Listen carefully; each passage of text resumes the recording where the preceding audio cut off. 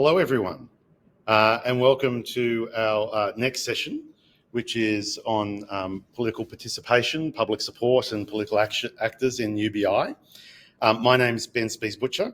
I'm joining you from Aboriginal land here in what is now known as Brisbane. I'm from Macquarie University in Sydney. I live on Eora land and teach in Wadamadagal land over here in Australia. It's wonderful to join you all remotely and the people who are joining us online here in Australia as well. So our first presenter is Ibrahim, Kuran and Sercan Pekel from Istanbul. Are you here and ready to present? Here, and I'm ready to. Wonderful. I will hand over to you now.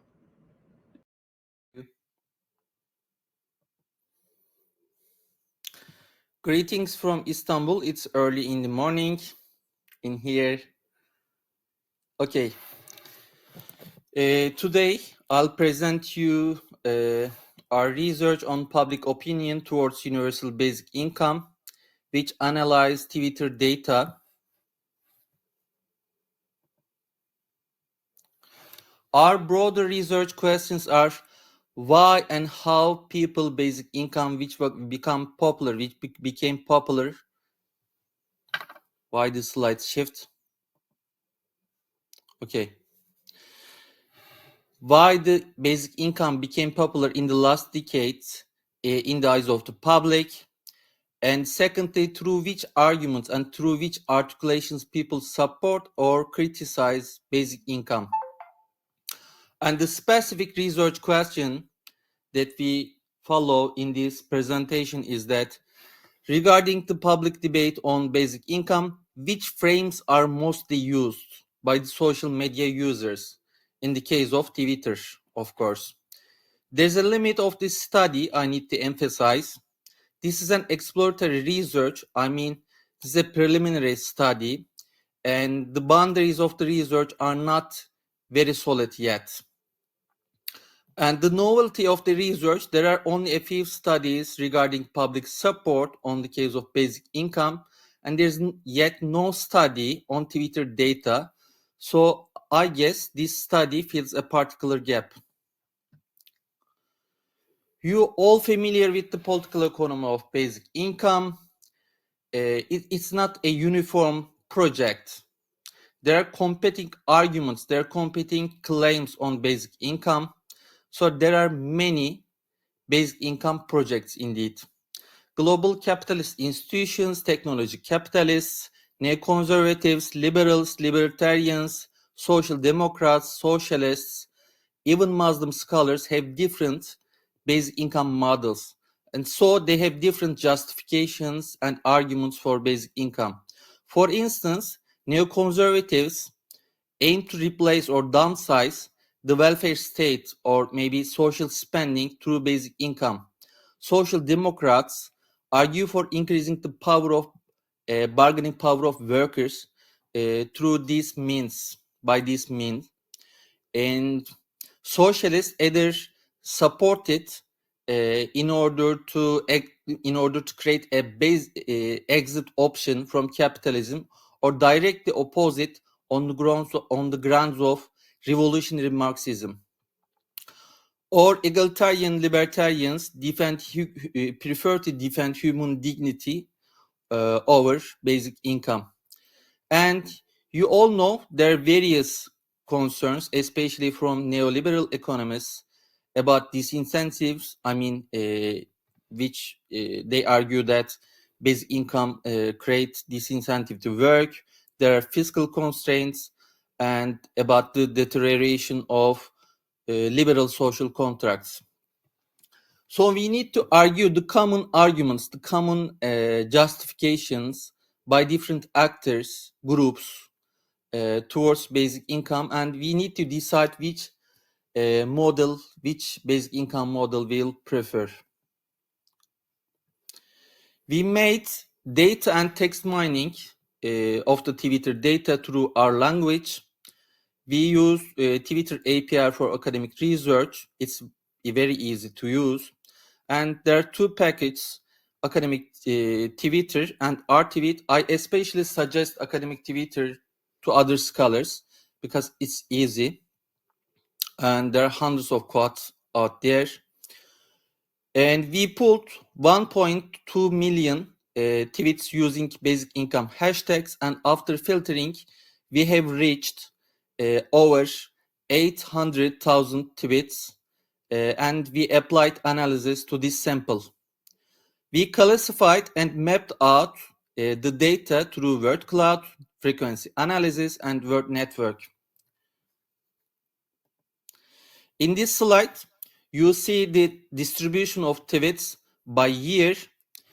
There is a critical juncture in 2015 and 16. The tweets using basic income hashtag increased exponentially.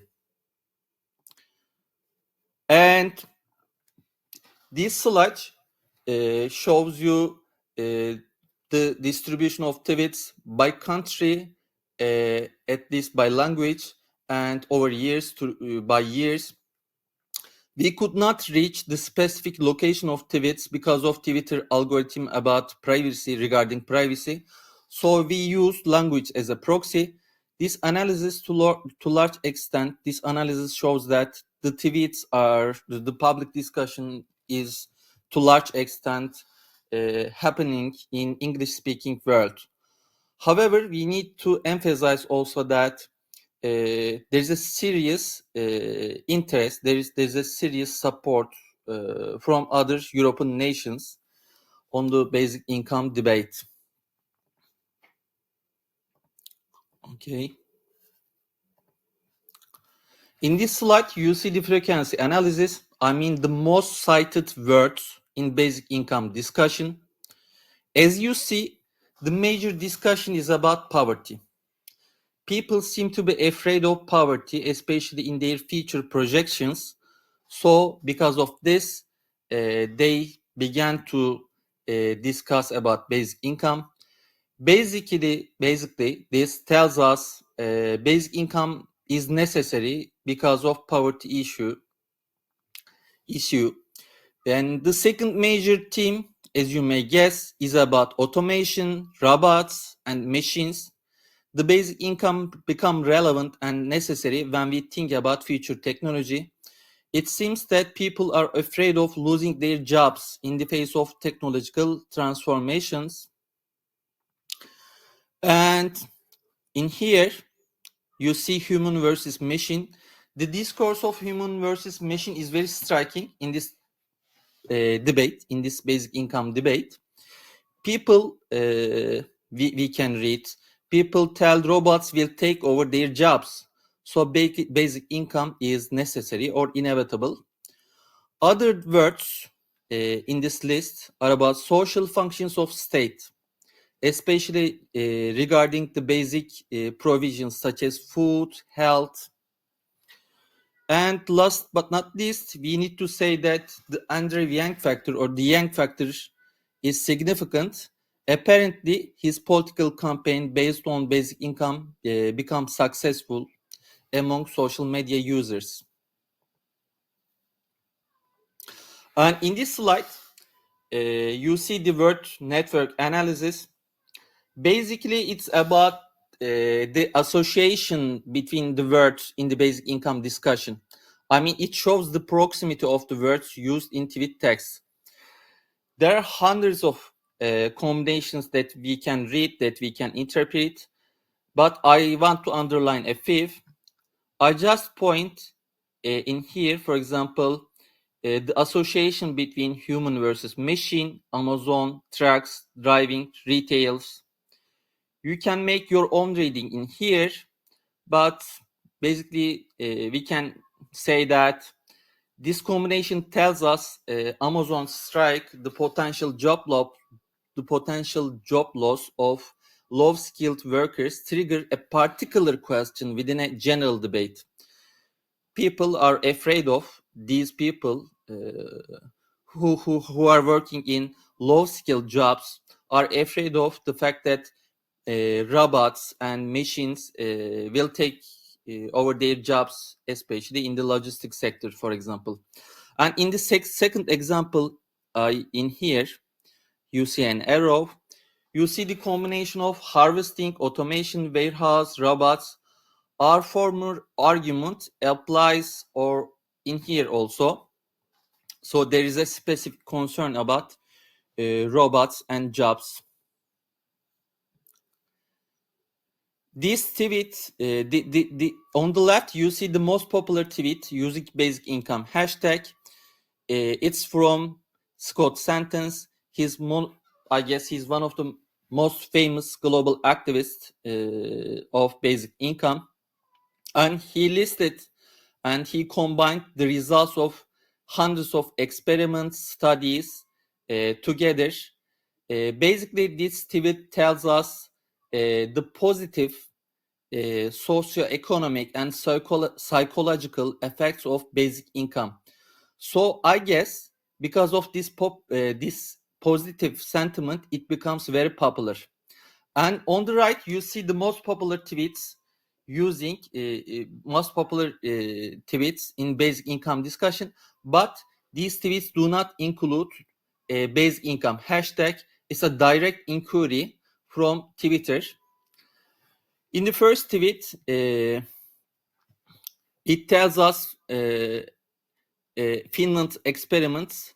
It tells us something about Finland's experiment. It doesn't disincentivize workers, so there's no need to concern about employment. And the second tweet is very sincere comment. It tells we need basic income to grieve after our losses, to move forward, to care for others, to have children, to create art, or at least for having free time. And the third tweet tells us beautiful surprise result of a Canadian research which is applied on homeless people.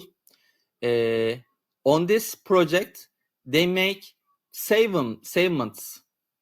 There's a savment. This leads to savings. And the fourth tweet reminds us the words of Martin Luther King Jr.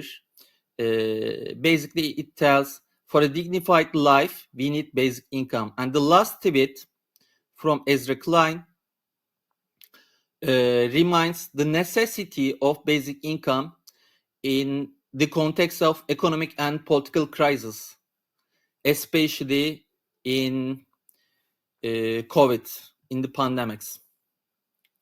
Results. We see that the most relevant frame in the discussion of basic income is about poverty. People have issues about getting food or accessing to health care. And the second most relevant frame is automation, robots and machines. It's about job loss, unemployment. So the feeling of insecurity are reflected in tweets, as you see in frequency analysis on words. And there are caveats, serious caveats of this study. We are aware of it.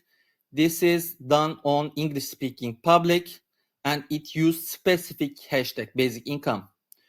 So there are hundreds of thousands of tweets out there that need to be analyzed, and our results cannot be generalizable.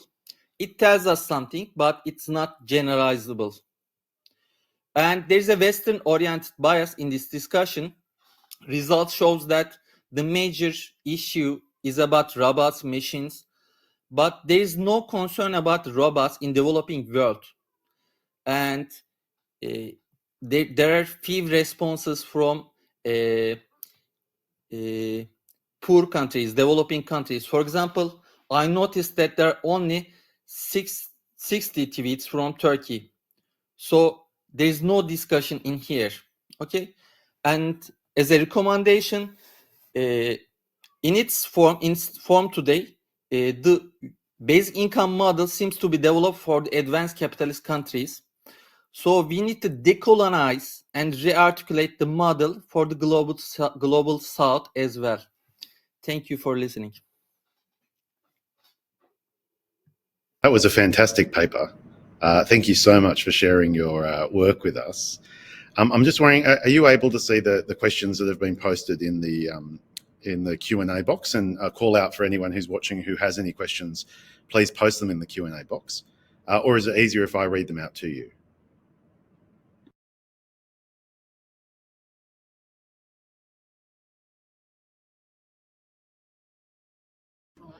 So I might just read them out. There's a few that touch on what you were just saying there at the end about the some of the caveats and the need for decolonisation. So the first two questions are related, so I'll put them together. It would be interesting to control for the population size with a particular language and perhaps their participation on Twitter as well, and to get a relative instead of an absolute numbers of Twittering on UBI. And by relative, meaning that the proportion of people who are tweeting about UBI within a particular language. Can I hand it back over to respond to that? Or extend the question a bit, please.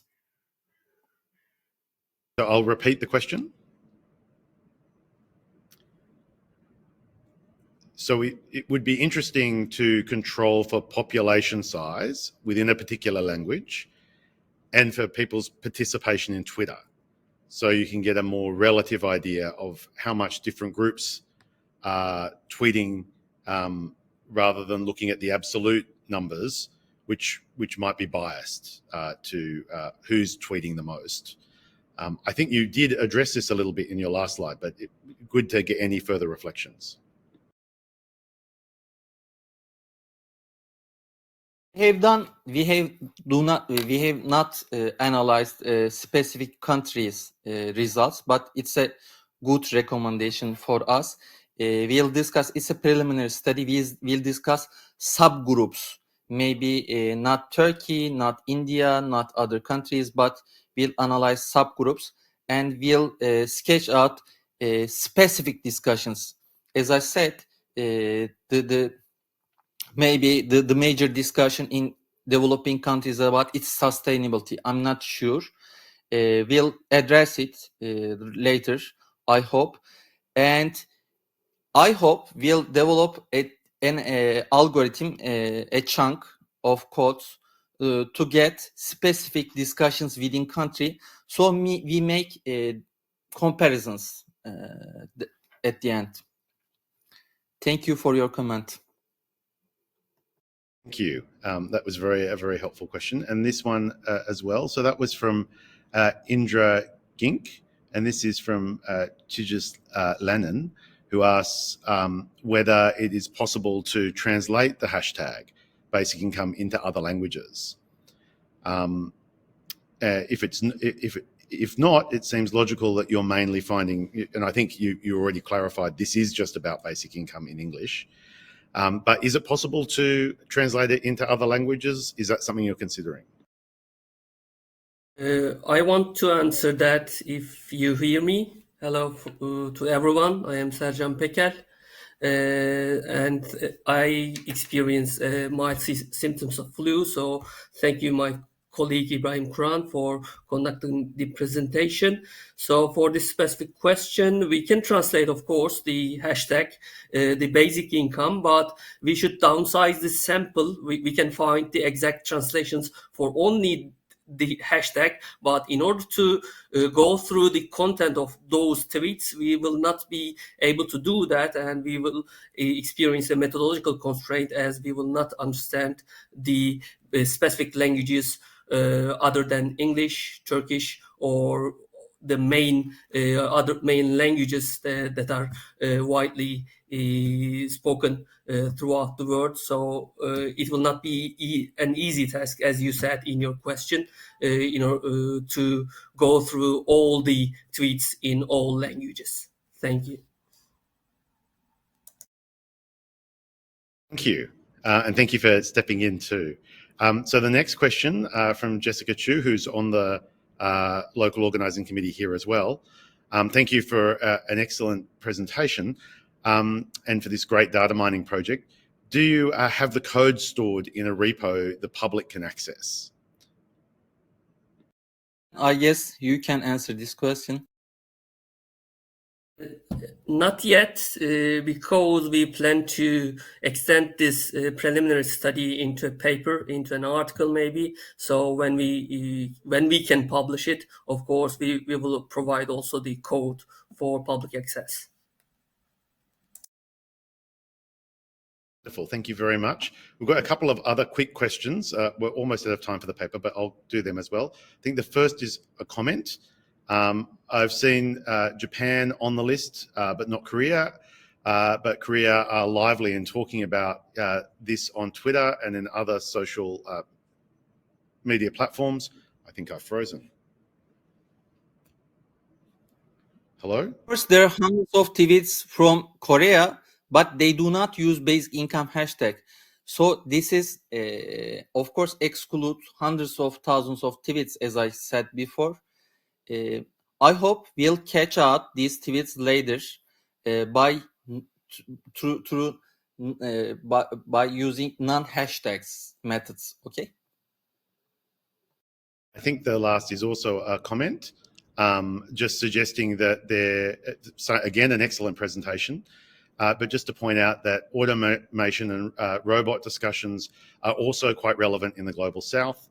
You can see shifts from, say, the textile sector moving back to Europe in highly automated production, meaning job losses in the global south. So I suppose just to be alert to the possibility that automation might be a more global phenomenon. For all comments, thank you so much again. So we might move on to our second presentation. So thank you, Ibrahim and Sercan. That was a wonderful presentation to get us started. The next presenter is Peter Sloman from the University of Cambridge. Peter, are you with us and are you ready to present? And yes, I think. Hopefully you can see me and see my slides. Shall I go? Thank you very much. It's really good to be with you this morning in the UK, this afternoon, I think, in Australia. I'm going to talk today about parties, elections, and the politics of UBI. This is something that comes out of a larger project I'm doing on how political parties, particularly in opposition, think about policy development. And the starting point for the paper is really the observation, which is not in any sense original to me, that over the last decade we've had a huge amount of interest in basic income, including from some political parties and candidates, which has helped to put basic income on the agenda, but implementation has generally not followed.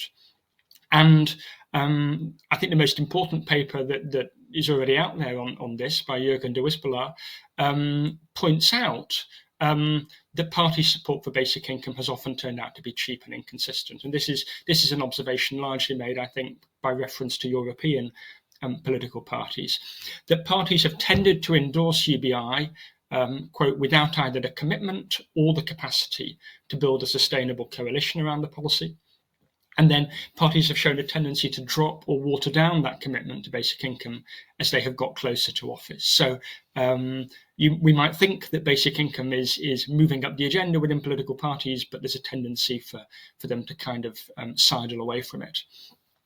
What I want to do in this paper is really to kind of sketch a framework using insights from the political science literature, which I think help us to see that this cheap support is basically a structural phenomenon. It's not just a reflection of particular parties being particularly flaky, but reflects deeper institutional incentives, deeper patterns in the way parties position themselves, and at least in rich or developed countries, presents quite a problem for basic income advocates.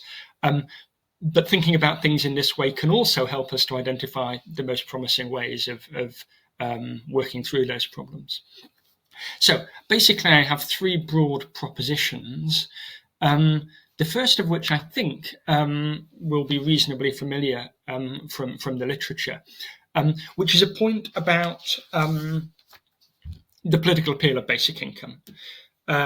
If we ask how are parties likely to think about basic income, how are voters likely to think about basic income?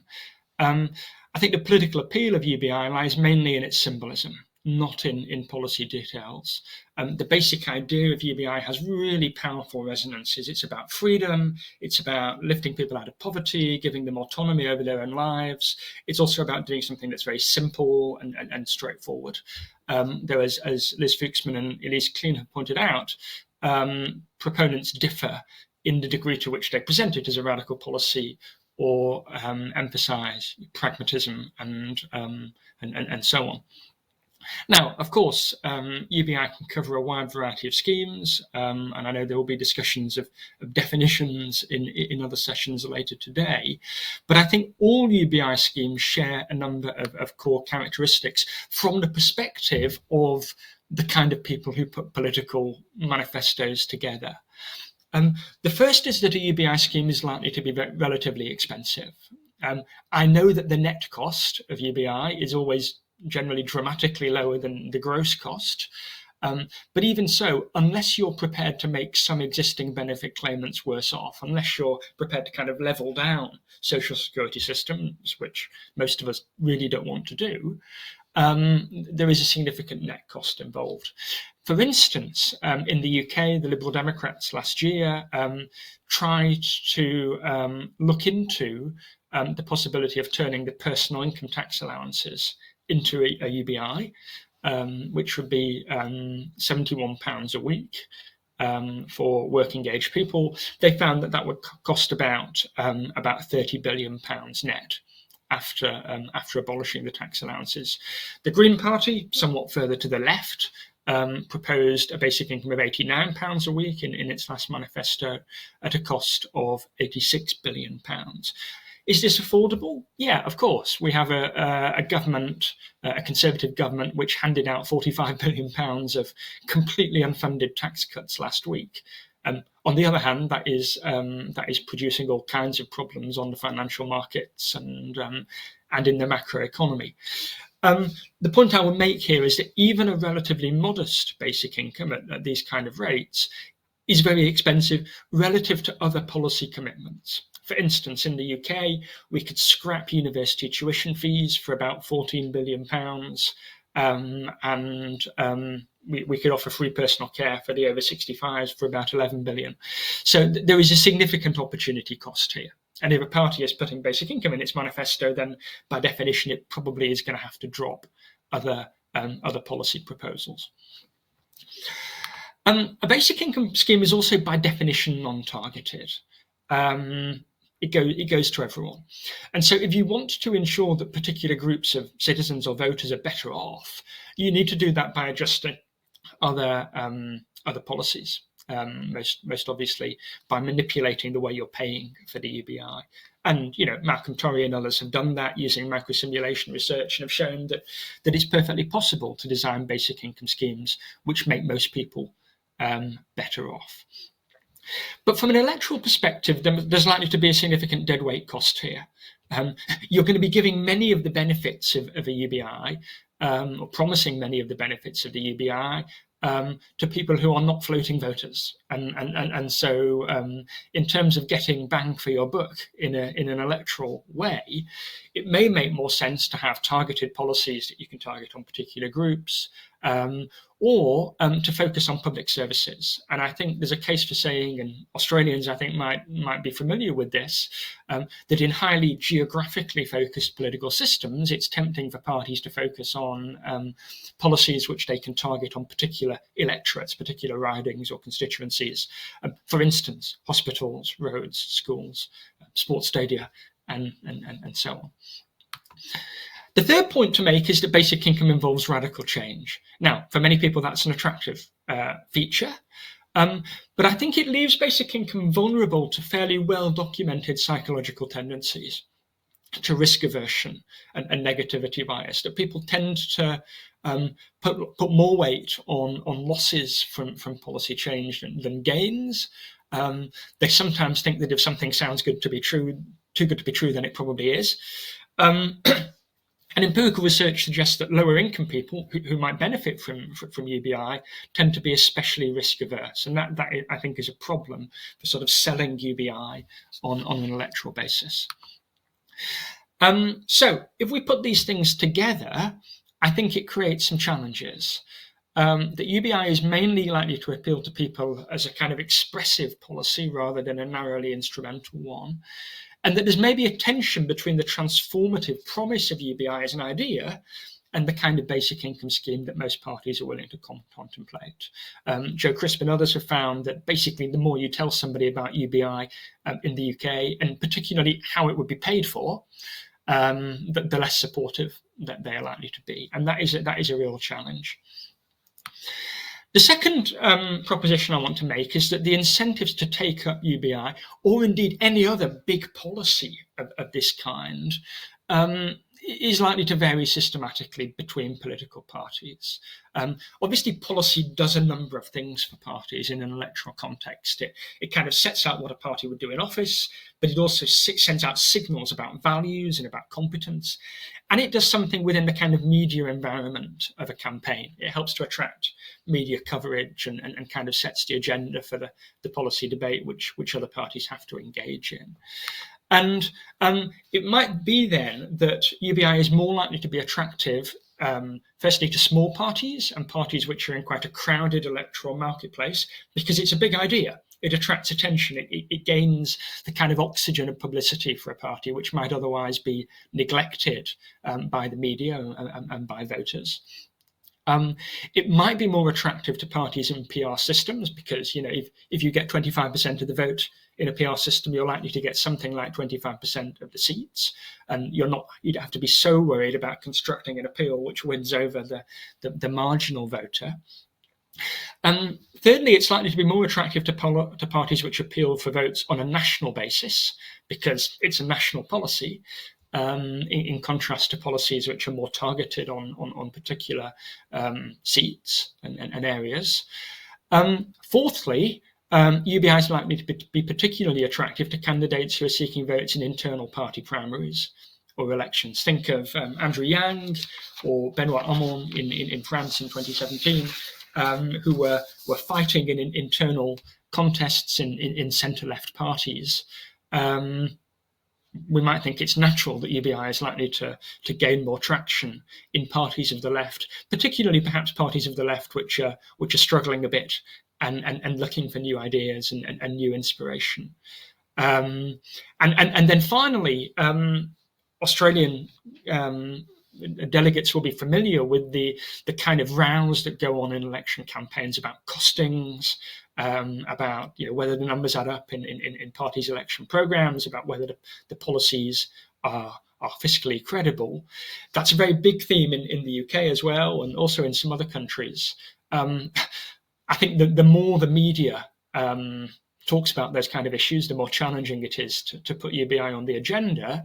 But it's probably also true that some parties face particularly intense scrutiny over those issues. The ALP in Australia and the Labour Party in Britain have faced long-running media criticism over tax and spend, and that I think has tended to push them away from radical policies like UBI.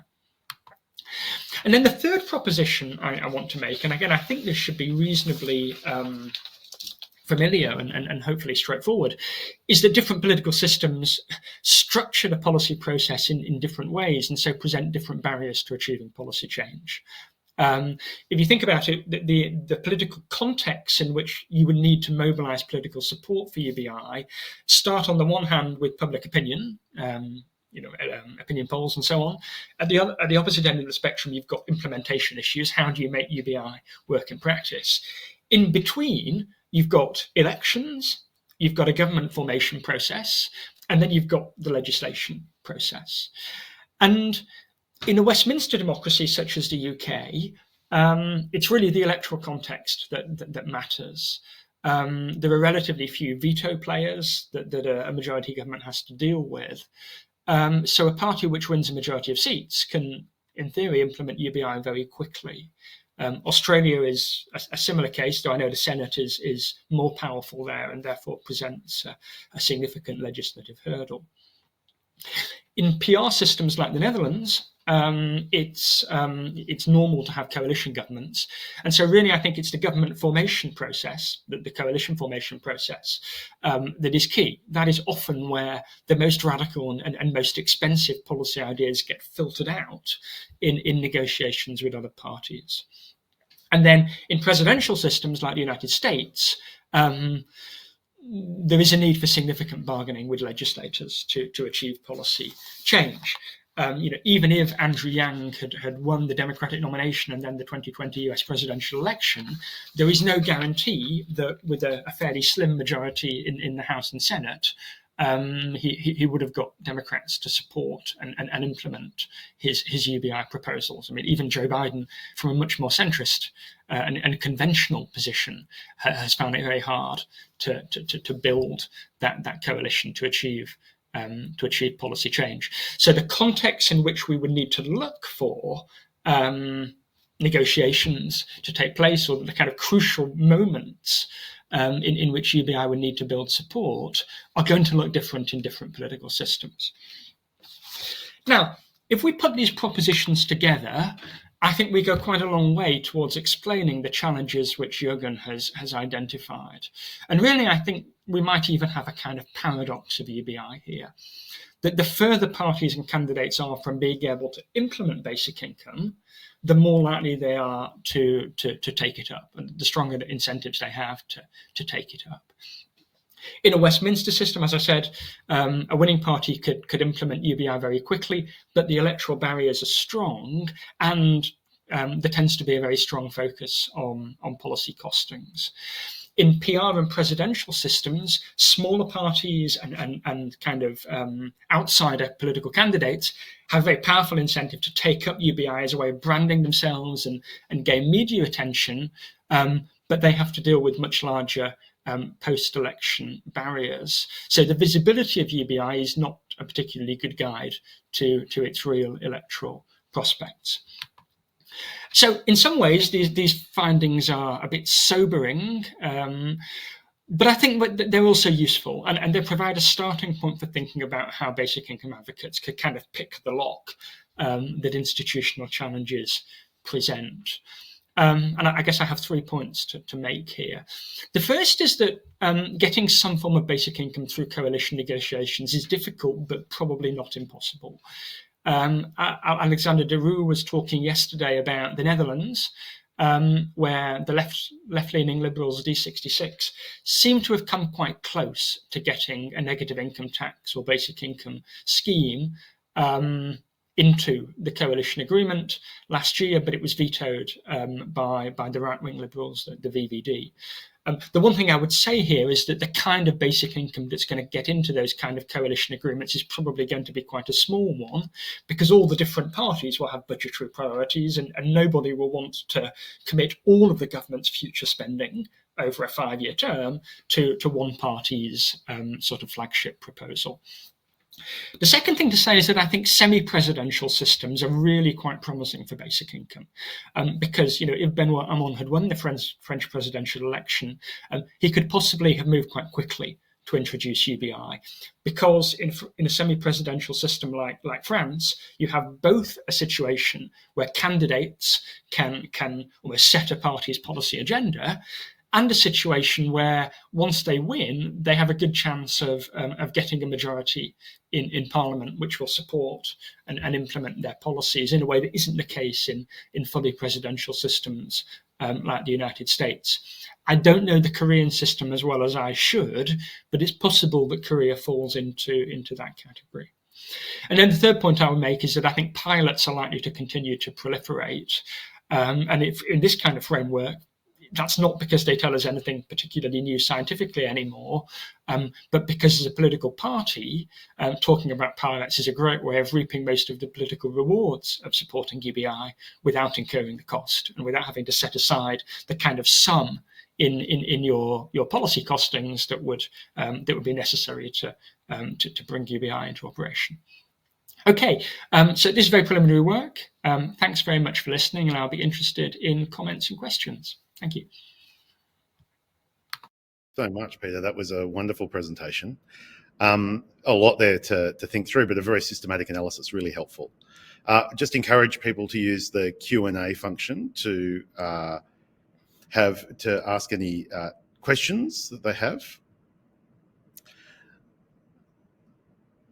I might ask one quickly, given using my prerogative here, just to think through the possibilities of I suppose, edging closer towards basic income. So removing conditionality, individualizing payments, reducing means testing, those kinds of things. How do you see those incrementalist approaches fitting in with your framework?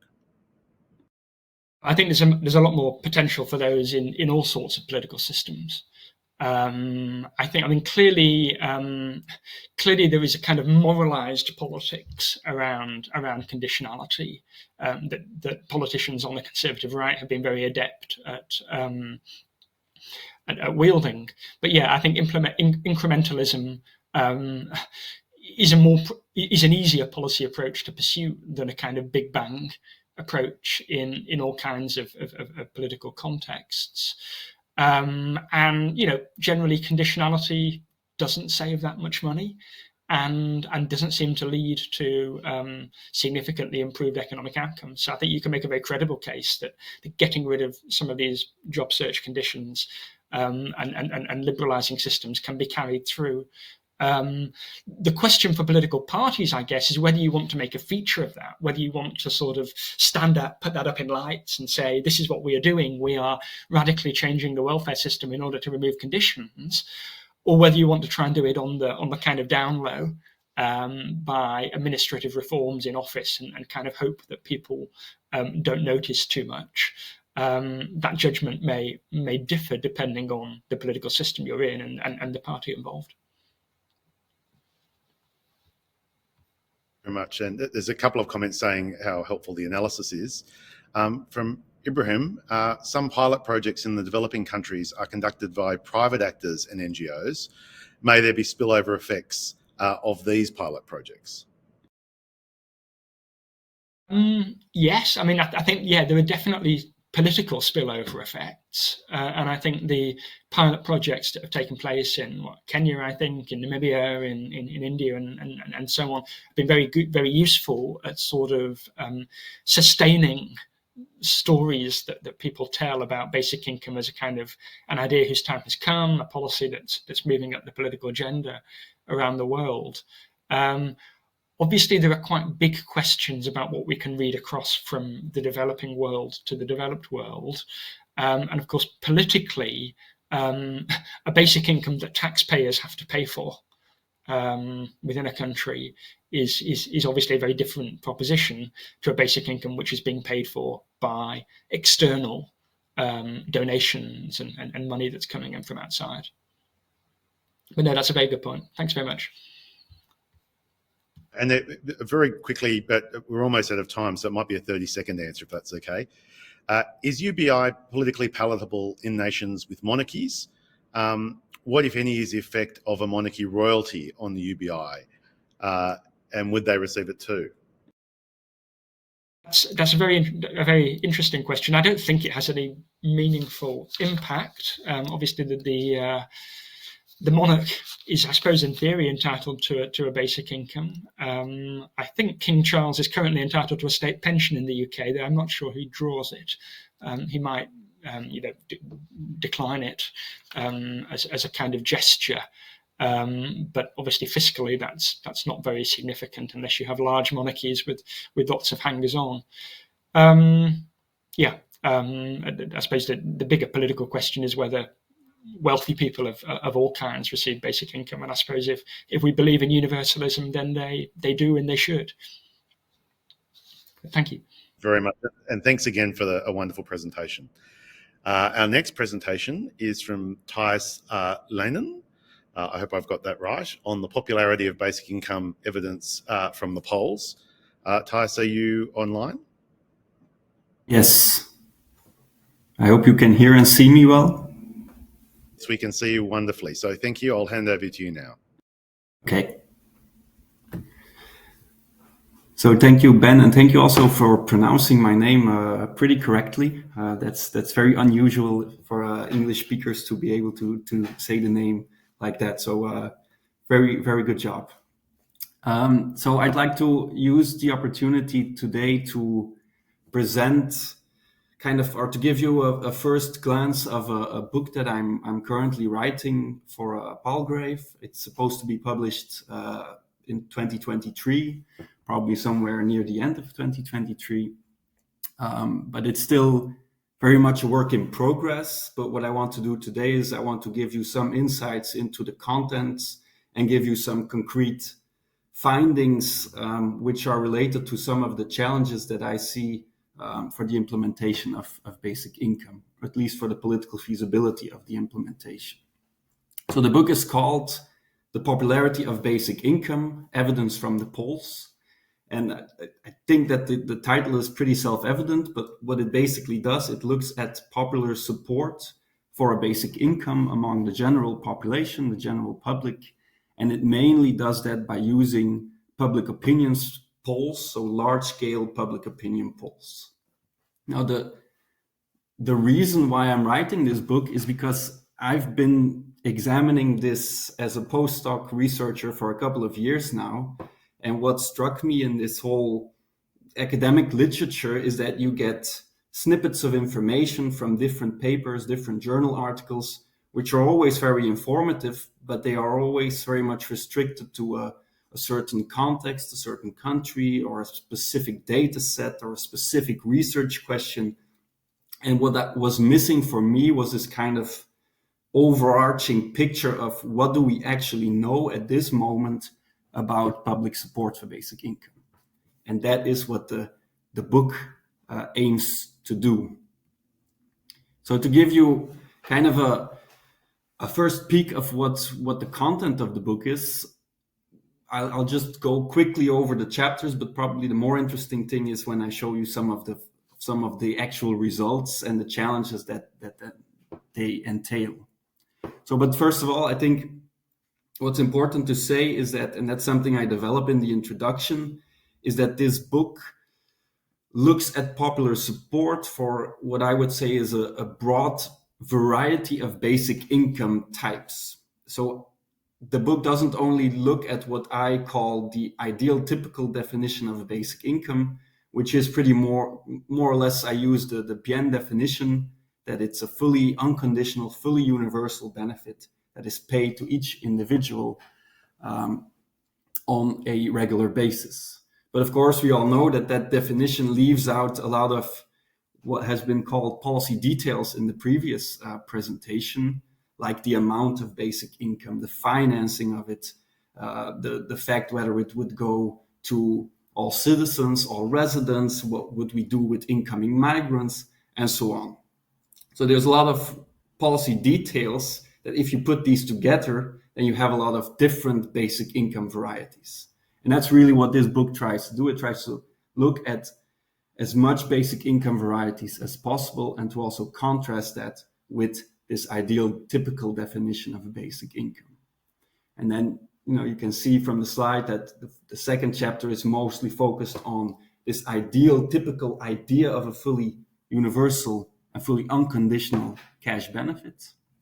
And then the third chapter looks more at the details of those policies, its generosity, its financing, and so on.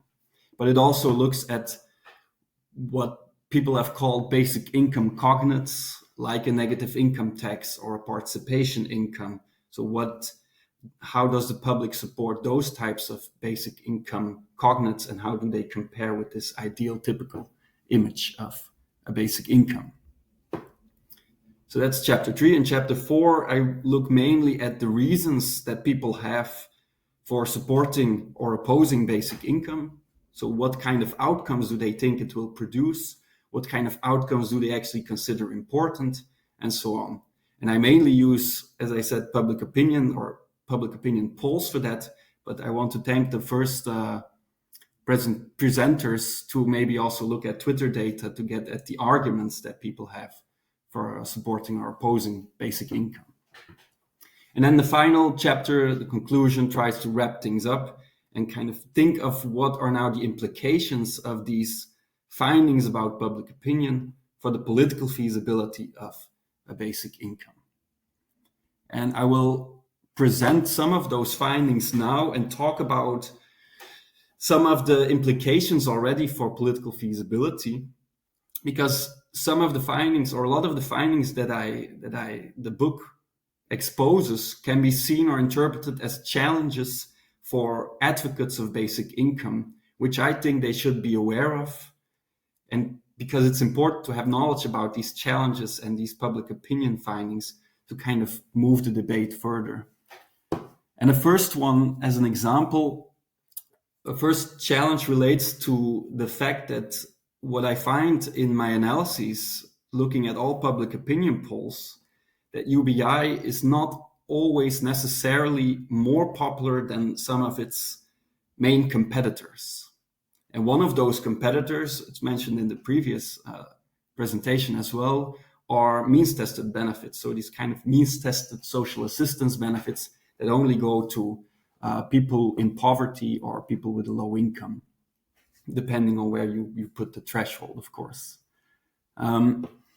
And this slide or this graph shows you one example of this. It's data from the European Social Survey in 2016. And many of you will probably know that in that survey, there was a question on UBI. So people were asked, would you support now this fully universal, fully unconditional basic income? And about 55% of the respondents said, well, yes, I think that's a good idea. What you also see is that this varies quite a lot across countries. But what's more important here is that in that same survey, after the question about UBI, there was actually also a question that asked people, well, what do you now think of a fully means-tested welfare state? So what do you think of the idea that we should only give social benefits to people on low income, and people with middle and higher incomes would receive nothing at all? So I would say also very radical and the complete opposite of UBI. But what is interesting from that survey is that you actually see that in general, so across the general population, general Europeans, UBI is supported somewhat more than this fully means-tested welfare state. But the difference is not huge. And the difference is also in some countries, you would say, as you can see in the graph, there actually is no difference. Even in some particular countries, this idea of a fully means-tested welfare state receives more support than the idea of a UBI. And that's important. That could be an important challenge because, well, the previous presentation already talked about it. You have this idea of cost. Policymakers might be more inclined to go for a policy that is less costly if they know that the policy is more or less equally popular than the more expensive counterparts. So that can be a challenge. What makes things perhaps even a bit worse, or well, not worse, but what's important to know is that it's also interesting to see how people combine their opinions about UBI and their opinions about other policies. And in this case, in the European Social Survey, if you would look at how people combine their opinion towards UBI and their opinion towards a means-tested welfare state, then you can see that basically only 25% of those 55% who support the UBI would only support a UBI. The other half actually also agrees with a fully means-tested welfare state. And it might seem very paradoxical and illogical from a policy perspective because they are so opposite to each other. But one of the interpretations thereof could be that people basically see both policies as a potential remedy for poverty.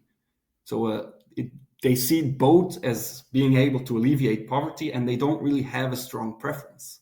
And again, that's an important challenge because that means that the strongest core of supporters might not be the 55% who says, yes, I agree to a basic income, but it might only be the 25% who says, I only want a basic income. Okay, so that's the first potential challenge. A second one is I forgot to mention that in the table of contents, but what the book does, it does not only look at what I call across the board levels of support among the general public, but it also looks at subgroups. So how do different age groups think about these different types of basic income, different income groups, different political constituencies, and so on. And one of the important findings, which I think is a major challenge for the political feasibility of basic income, is that there seems to be a lower level of support for basic income among those groups of which prior research has actually shown that they have the strongest electoral impact.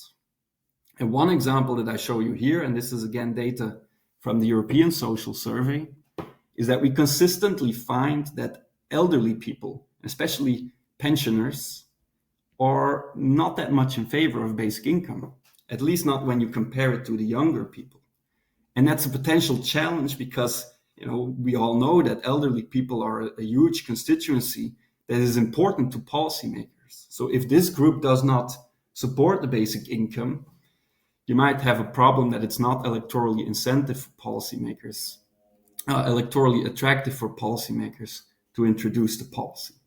Now we see the same thing, for example, for income, where we see that high income groups are less supportive of a basic income. But that's again a challenge because we know from a lot of policy responsiveness research, whether we like it or not, that these higher income groups have a larger impact on policymakers' behavior than low income groups who are more supportive of basic income. So that presents a challenge. Now, specifically with regard to age, you can see that younger people are consistently more in favor of a basic income. And that's something that you find across every public opinion poll there is. And what I sometimes see as an interpretation thereof is that, then the problem will kind of solve itself. If the young people are more supportive of basic income, then we just have to wait for a kind of a generational turnover. And then, the public will be in favor of a basic income, because there's this new generation that will support it. And that might be a valid interpretation, but I would still be a bit careful about making that interpretation at this point, because we do not know yet whether this is actually a generation effect or whether it is an age effect. So we don't know what happens when the young people of today, when they grow older, will they still support basic income in the future? Or is this an age effect where elderly people might just not want the basic income? So that's something that future research definitely needs to address. Okay, and then a third challenge that I find is that in most surveys that tell us something about it, you find that what I called the ideal typical definition of a basic income, so the fully universal, fully unconditional idea of a basic income, tends to be somewhat less popular than some of its varieties that deviate from that ideal type. And to make this a bit more concrete, what you see in this slide, and it's actually the survey that the previous presenter also referred to. It's a survey from the UK, where people were asked, you have this fully universal and fully unconditional basic income, would you support the introduction thereof? But then they were also asked a couple of follow-up questions. And they were, for example, asked, what do you think about a basic income that would not be fully unconditional, but would be conditional on some type of participation, like volunteering or caring for sick family members and so on. So basically the idea of a participation income. And then you can see that support for such a participation income it's slightly higher than for a UBI. But this is again a consistent finding that I do not find only in this survey, but I find it in multiple countries, in multiple surveys, that this idea of a participation income is actually supported much more than the idea of a fully unconditional basic income.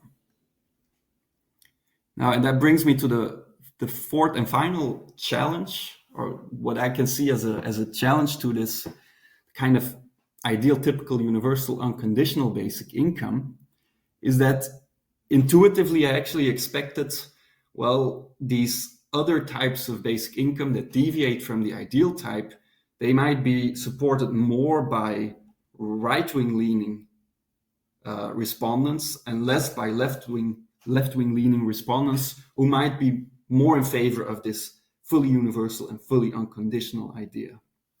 But it actually turns out that, at least for the countries for which we have these data, that this is not really the case, that we also on the left find a higher level of support for these basic income varieties that are not fully universal and not fully unconditional. So what the table here shows, it's data from Belgium, where we categorized people on the basis of their voting intention. So we asked people, who would you vote for if there was an election tomorrow? And then we find that even people who support for the Green parties, far left parties, would still rather have a participation income than a fully unconditional basic income. And again, that's a challenge if some of what we might think are the core supporters of the fully universal, fully unconditional idea would still rather have a participation income, for example. Okay, so and then to round up, well, I've said some of the, I've listed the challenges already. You can see them here as a way of conclusion. What I think is still important to mention, I won't, repeat the challenges again. What I think is more important to mention is that a lot of this is very much context specific. So what I try to say with this is that it really depends on the country that you're looking at. For example, I mentioned that high income groups are less in favor of a basic income generally, and that applies to most countries, but there are some countries in which they are actually more supportive. We find this, for example, in Eastern European countries. Some Eastern European countries, high income groups are more supportive.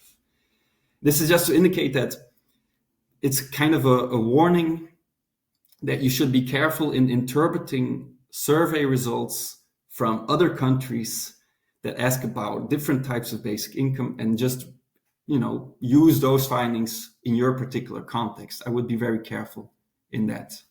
And then finally, maybe, because I see that my time is almost finished, to end also on a positive note, because I've been talking about the challenges, there are definitely also opportunities. And one of them, a very important one, is that these surveys that we have that have been conducted do not show that there is widespread opposition towards basic income. And this is something that, you might have expected, that this idea of giving everyone, even the wealthy of this world, a fully unconditional basic income that no one has to do anything for, that would be a crazy idea. Doesn't seem to be that the public thinks it's that crazy. And another opportunity, which I didn't show any findings about it, but you can really see that some arguments work quite well among the general public to convince them that basic income is a good idea. And it was already in the first presentation, but I really think that the argument of poverty alleviation is something that we find consistently in polls, that this is something people care about, and this is what they think a basic income should actually do.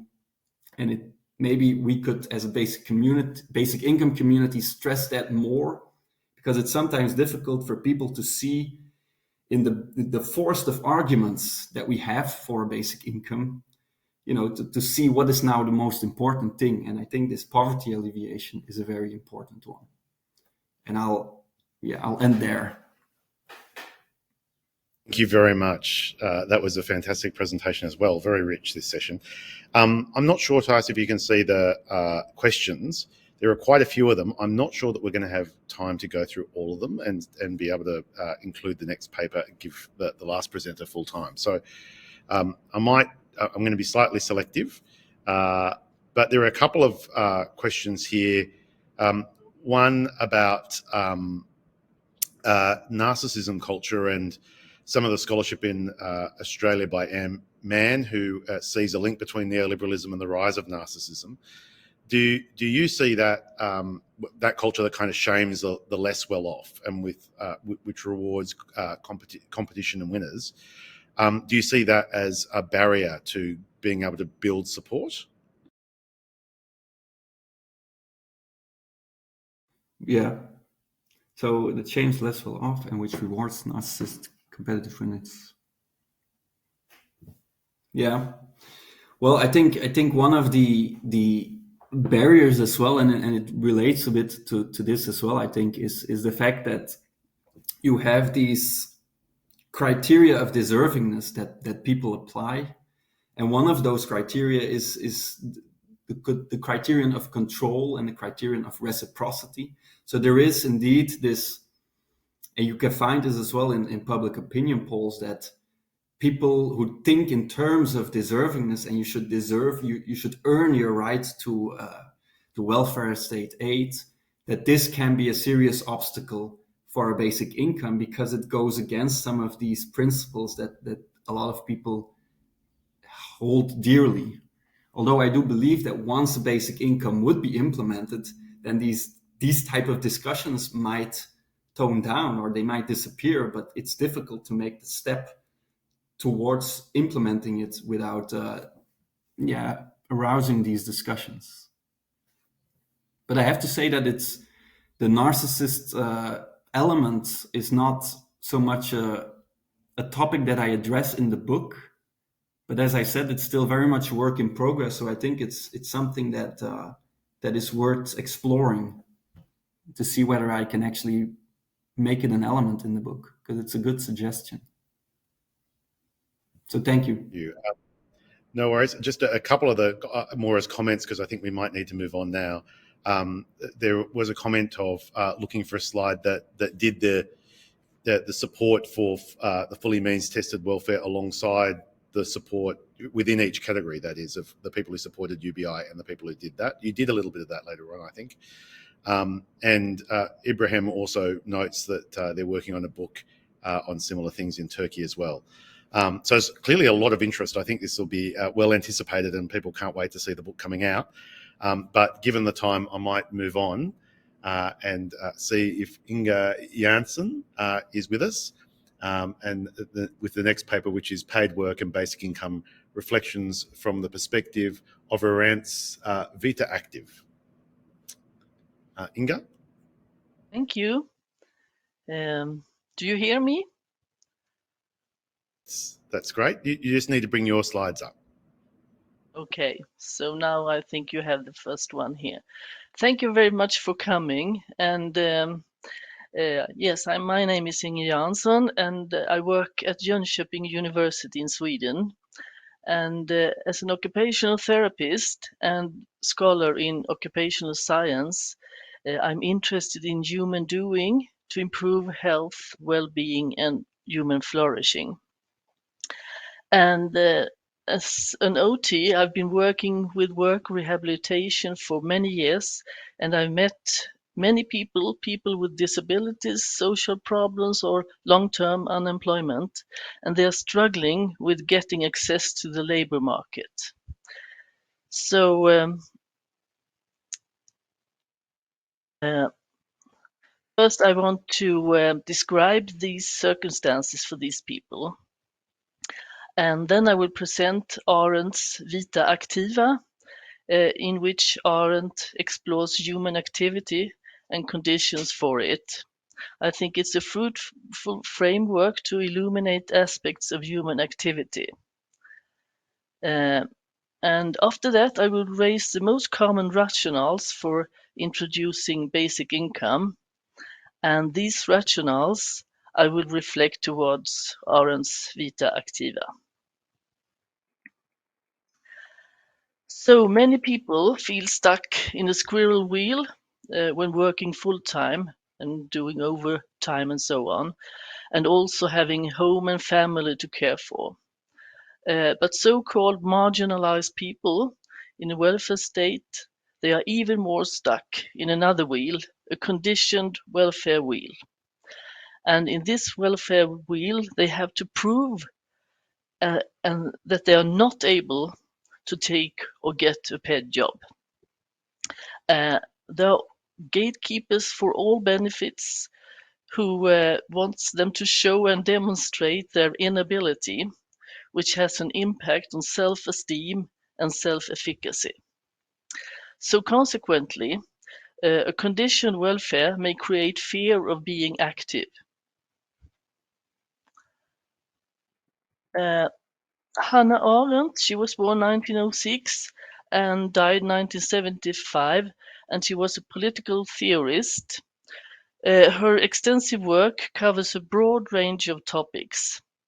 But in this presentation, I focus on the concept vita activa, which she presented in the work The Human Condition. According to Arendt, human activity is conditioned, and there are three modalities of human activity: labor, work, and action. The condition for the labor modality is life itself, which implies that activities are undertaken with the purpose of satisfying biological needs for survival. And the condition for the work modality is what Arendt called worldliness, that is, the man-made world, the world created by humans. And the condition for the action modality is plurality, that is, that we are not alone in the world, we are people together. So, the labor modality refers to recurring occupations that needs to be carried out constantly to meet biological needs, such as eating, cleaning, getting food, etc. And in this endless cyclic process, products are produced as they are consumed as they are produced. And labor implies activities undertaken by necessity. Arendt considered labor to be the most basic, never-ending form of activity, which can be both pleasant but also mentally imprisoning. The work modality is not undertaken by necessity as the labor modality, but rather by utility. And this implies that work is goal-directed. Products stemming from the work modality, they can be both physical objects and phenomena such as music, literature, or laws. And in the work modality, humans are elevated from the repetitiveness of labor when creating for permanence and durability. Products from the work modality are used and not consumed, as in the labor modality.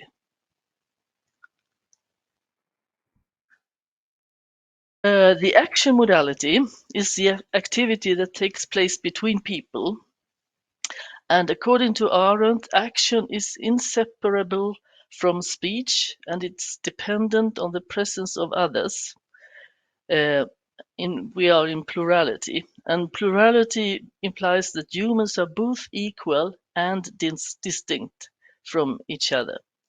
Equal in the sense that humans can understand each other and make common plans for shared needs, and distinct in the sense that we need speech and action to understand each other. Action means taking the initiative and starting processes in interaction with others. Thus, action is unpredictable. And action is ceaseless, like labor, since it implies an endless interaction with other humans. But it's not repetitive like labor. And action does not leave something persistent behind, as work does. And Arendt meant that it is in the action modality that humans achieve freedom. The action modality is essential for both coexistence among humans as well as human flourishing.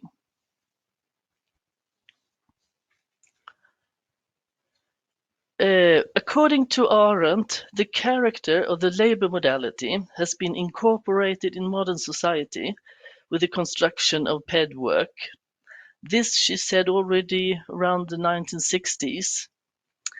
And the construction of paid work is characterized by an ever-increasing production followed by an ever-increasing consumption of things we maybe not even realized we need. As far as I know, Arendt herself did not raise basic income, but she raised concerns about the laboring society. So you see here in this quote, the modern age has carried with it a theoretical glorification of labor and has resulted in effectual transformation of the whole of society into a laboring society. So here we see the roughly most common rationales for introducing basic income, and there are three main ideas. The first one, abolish a bureaucratic payment transfer system and maintain consumption. The second one, reduce poverty and enhance a self-determined life. And the last one, deepen democratization. And these ideas are not mutually exclusive, but they could rather be seen as more or less overlapping. The first rationale to abolish a bureaucratic payment transfer system and maintain consumption aligns with Arendt's labor modality, since basic income provides for managing everyday survival. And basic income liberates from impossible demands on the labor market and insecure working conditions. It also opens for using and developing one's abilities. You don't have to demonstrate inability to secure basic needs. And it also creates opportunities to take part in other modalities, the work and action modality.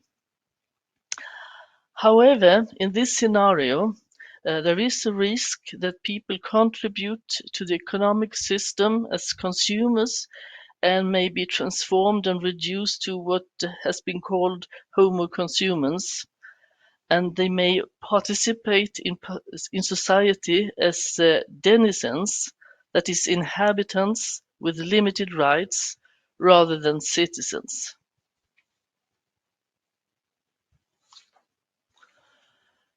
Proponents of the second rationale, reduce poverty and enhance a self-determined life, they regard basic income as a way for people to pursue other options in life than working for salary.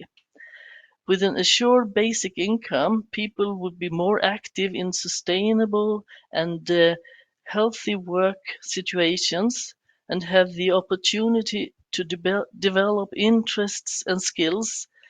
And this scenario is in line with the work modality. However, belonging to a work community in this scenario would not be economically necessary. So a question arises is whether all people can independently manage to find arenas for belonging to a work community. So-called marginalized people, such as people with disabilities, may meet difficulties to access meaningful occupations, which may lead to increased isolation. And the question is whether society will bother making efforts for them to coach and advocate for belonging to a work community.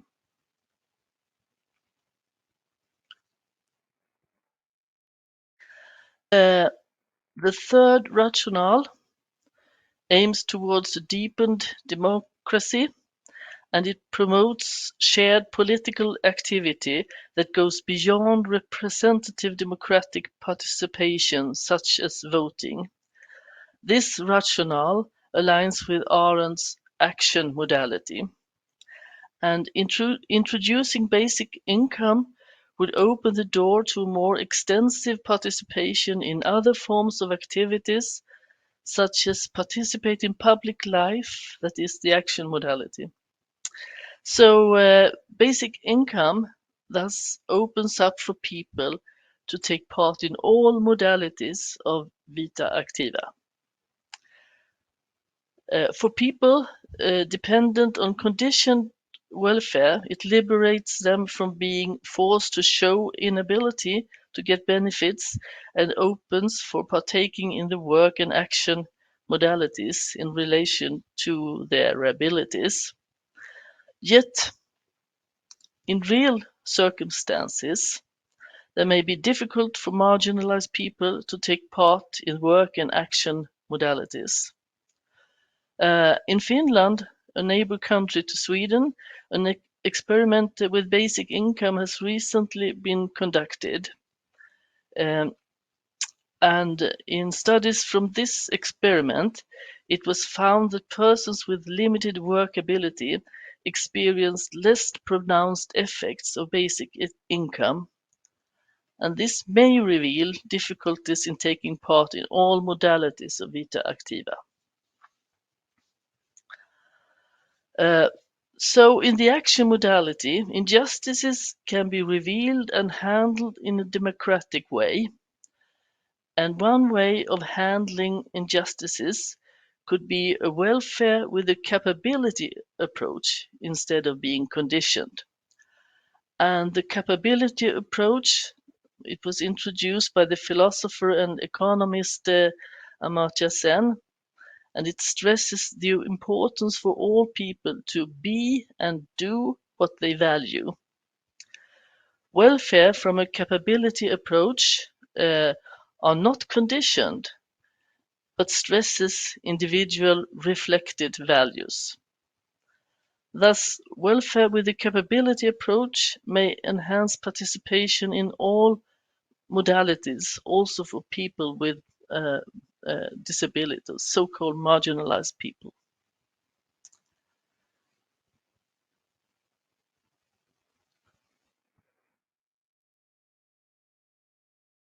So, basic income can serve as a platform for a healthy and active life where people have access to all modalities of vita activities and opportunities to develop their abilities and flourish.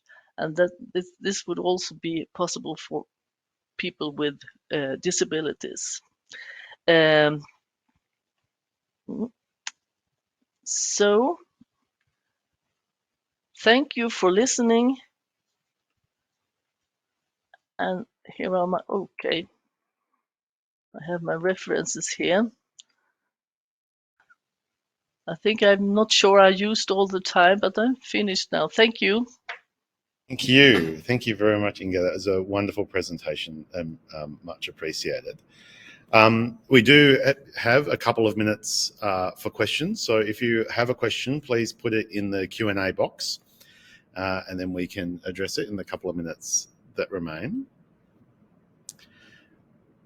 Just to get us started, Inga, I was wondering maybe just to give you an opportunity to reflect and expand a little bit more on the capabilities approach that you introduced towards the end and what that might look like in practice as a way of thinking this problem through.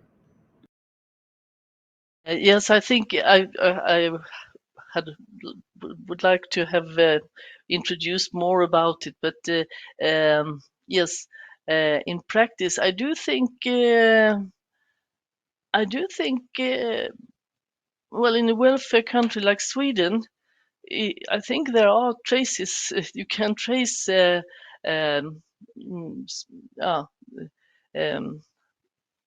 capability approaches in many efforts that the authorities do, but still they are conditioned. But still, I can trace it, but I think it could absolutely be combined.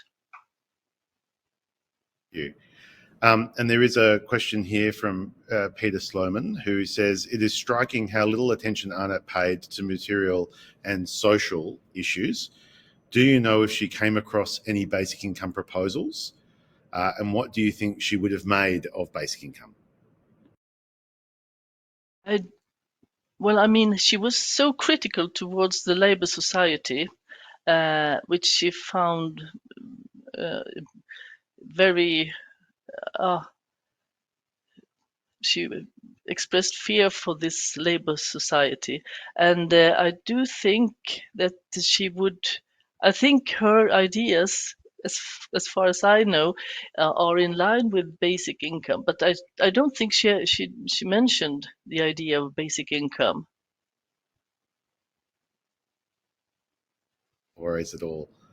Thank you very much for those reflections. We are just about at time, and I have a couple of small housekeeping things to do. For the people who are in Brisbane, the concluding remarks session is going to happen in the main room at 4:45. So you've got maybe a minute or two just to walk over in that direction, so you can join that session. For everyone online, the program continues across the day in the rest of the world, even though it's wrapping up formally on campus here at UQ. Thank you again for participating in what has been an absolutely excellent session. This is great quality papers that really spoke to each other, I think, and give us a lot to think about how we move forward and what the options for moving forward with the proposals for basic income might be. So thank you all again, and hopefully we'll see you online in the rest of the program.